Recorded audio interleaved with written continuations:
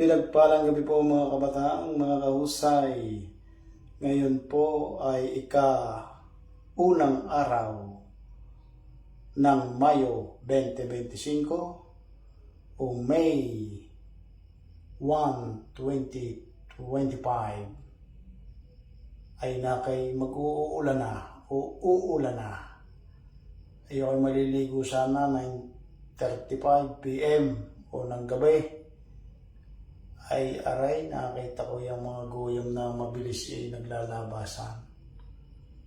Ay pagka ako'y nakakakita ng ganaray, ay pinapangitain sa akin na mag-uulan na.